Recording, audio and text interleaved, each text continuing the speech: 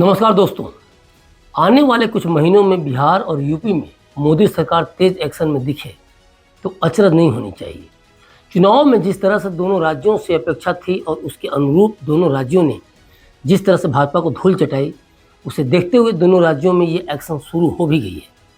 UP की जनता ने भाजपा को कहीं का नहीं छोड़ा, लेकिन आज हम बात करेंगे बिहार की, जहाँ से खबर आ रही है कि सीबीआई ने पूर्व रेल मंत्री लालू प्रसाद और उनके परिवार के सदस्यों से जुड़े नौकरी के बदले जमीन घोटाले के सिलसिले में अपना अंतिम आरोप पत्र दाखिल कर दिया है।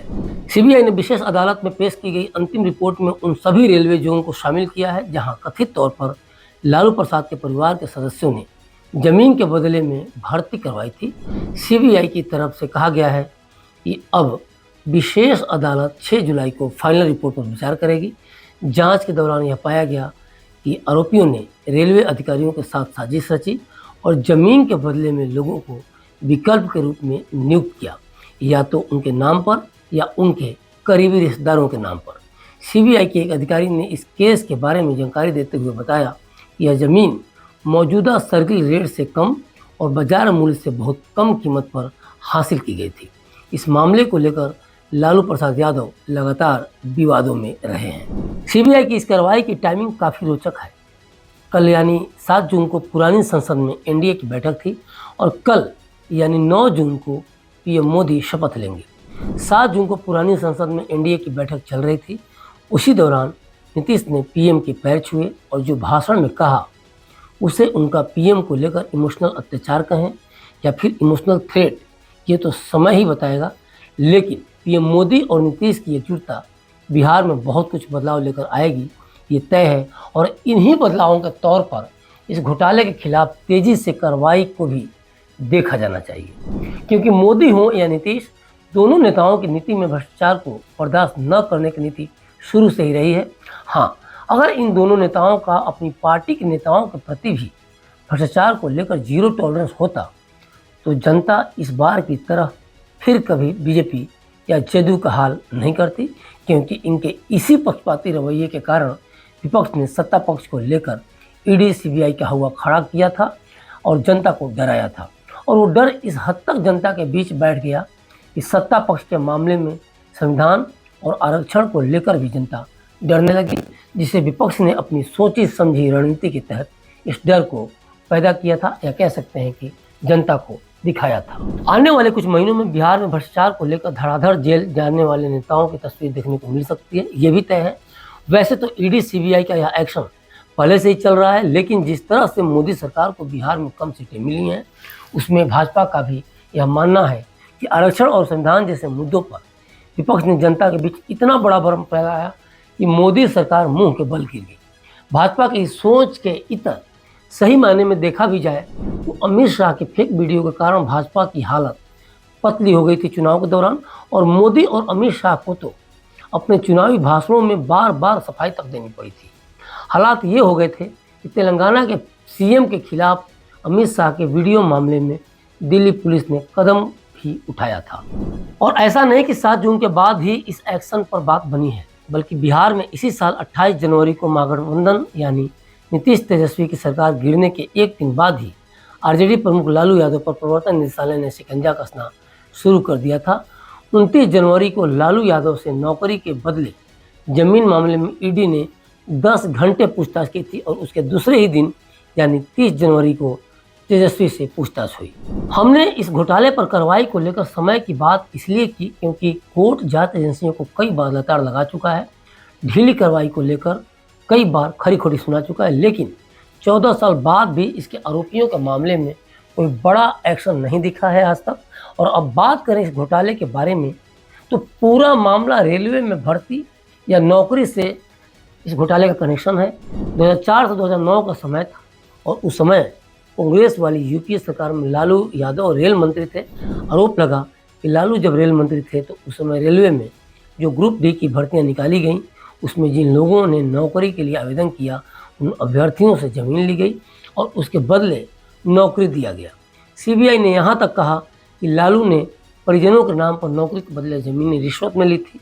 सीबीआई ने कहा कि लालू ने इन नौकरियों के लिए न तो किसी तरह के एडवर्टीजमेंट जारी किए और न ही नोटिफिकेशन जारी किए और बिना एडवर्टीजमेंट और नोटिफिकेशन के ही ग्रुप डी की नौकरी के लिए कई लोगों की भर्ती कर ली गई। यहाँ तक आरोप लगाया गया कि कई लोगों को तो आवेदन देने के 3 दिन में ही नौकरी दे दी गई थी। सीबीआई का यह भी आरोप है कि लालू परिवार ने इन सभी से करीब 1.05 लाख वर्ग फीट जमीन ली और ये जमीन काफ़ी कम दामों में बेची गई। इनमें 7 अभ्यर्थियों में से 5 ने जमीन लालू परिवार को बेचा, जबकि 2 ने जमीन गिफ्ट में दी। सीबीआई की चार्जशीट के मुताबिक ये ज़मीनें हाजीपुर, जबलपुर, जयपुर, मुंबई और कोलकाता में जिन अभ्यर्थियों को नौकरी मिली उनसे पहले किसी दूसरे के नाम पर ट्रांसफ़र किया गया, उसके बाद लालू परिवार ने खरीदा।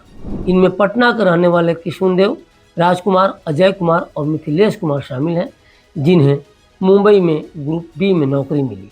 इसी तरह 2 और लोगों की डील हुई जिन्हें ज़मीन के बदले अलग अलग शहरों में नौकरी मिली। लालू पर आरोप है कि उन्होंने लैंड फॉर जॉब घोटाले में बिहार के लोगों को ही नौकरी दी और करीब 4 करोड़ की ज़मीन 26 लाख में परिजनों के नाम करवा ली। ये सारे प्लॉट कुल मिलाकर करीब 1 लाख स्क्वायर फीट से भी ज़्यादा के थे। इस घोटाले की जांच ईडी और सीबीआई दोनों कर रही हैं और ईडी ने तो यहाँ तक कहा है कि लालू यादव और राबड़ी देवी की गाय पालने वाला भी नाजायज जमीन लेकर रईस बन गया।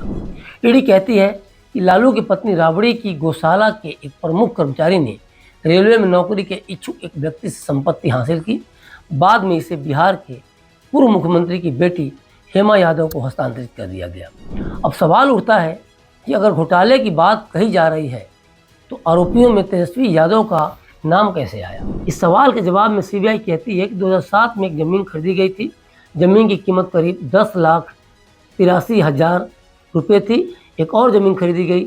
दोनों ज़मीन एके इंफो सिस्टम के नाम पर ली गई, लेकिन कुछ समय बाद इन दोनों ज़मीनों का मालिकाना हक सिर्फ 1 लाख में तेजस्वी और राबड़ी देवी के नाम ट्रांसफ़र हो गया, जबकि ज़मीन का मार्केट रेट कहीं ज़्यादा था।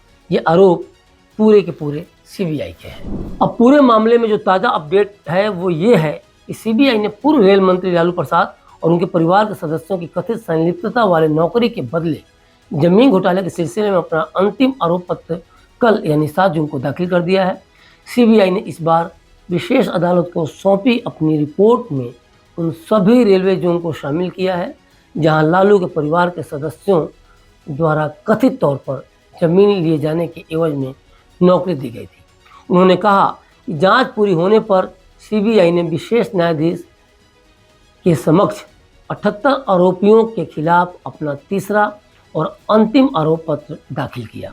आरोपियों में लालू प्रसाद, उनकी पत्नी राबड़ी देवी, बेटे तेज प्रताप यादव जिनके खिलाफ पहली बार आरोप पत्र दाखिल किया गया है, बेटी हेमा यादव, पूर्व ओएसडी भोला यादव और राजद प्रमुख के एक पूर्व कर्मचारी सदस्य शामिल हैं। अभी तक लालू परिवार में तेज प्रताप यादव ही ऐसे थे जो सीबीआई, ईडी और इनकम टैक्स डिपार्टमेंट की जद में आने से बचे हुए थे, लेकिन लैंड फॉर जॉब स्कैम में आखिरकार उनका नाम भी आरोपियों की लिस्ट में आ ही गया। सीबीआई ने अपनी आखिरी चार्जशीट में आरोपियों के खिलाफ आपराधिक षड्यंत्र के साथ साथ धोखाधड़ी और जालसाजी से संबंधित भारतीय दंड संहिता की धाराएं तथा भ्रष्टाचार निवारण अधिनियम के प्रावधान भी लगाए हैं। उन्होंने बताया कि आरोपियों में 29 रेलवे अधिकारी, 37 अभ्यर्थी और 6 अन्य निजी व्यक्ति शामिल हैं।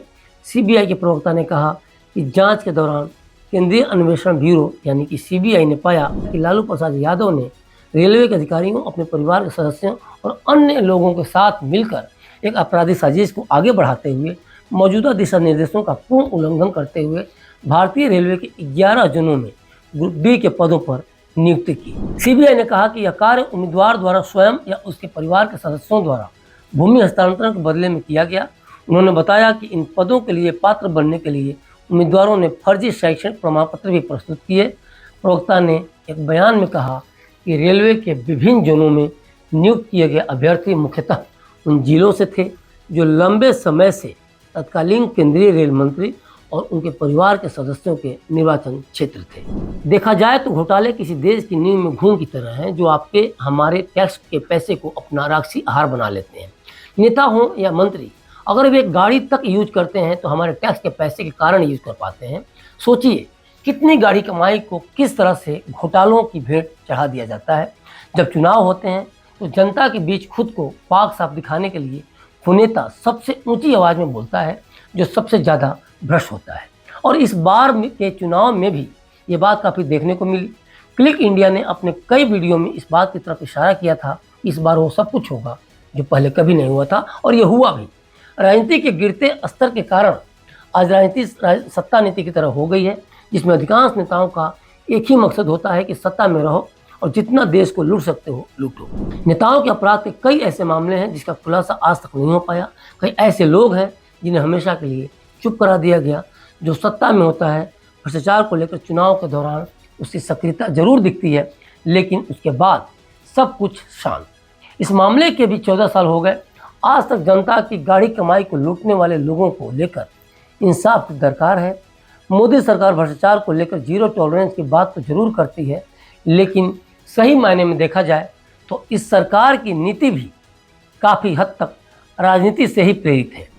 तेजस्वी कहते हैं कि यह कोई नई बात नहीं है, ये तो होता ही रहेगा, यह न पहला है न अंतिम है, यह चलते रहता है, इसमें कोई दम नहीं है। तेजस्वी बिल्कुल सही कहते हैं। उनका यह बयान हमारे देश के सिस्टम पर जोरदार तमाचा है, जो राजनीतिक अवसरवाद के पहिए से चलता है, जिसे जनता बहुत अच्छी तरह से समझती है और नेता बहुत अच्छी तरह से न समझने का नाटक करते हैं। कुल मिलाकर देखें तो हमाम में सब नंगे हैं।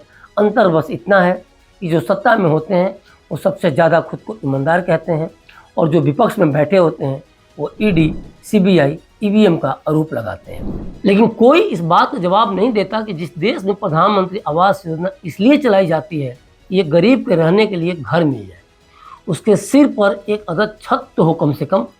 जिस देश में भूखे लोगों की पेट की क्षुधा मिटाने के लिए अनाज फ्री देने की ज़रूरत पड़ती हो, उस देश में नेता अरबों के घोटाले कैसे कर देते हैं और उनके खिलाफ दशकों तक केस चलता रहता है, ये जानते हुए भी कि जब उस नेता ने नेतागिरी शुरू की थी तो वो दाने दाने तक को मोहताज था। तो अभी तक के लिए बस इतना ही। देखते रहिए क्लिक इंडिया और मुझे दीजिए इजाज़त। शुक्रिया।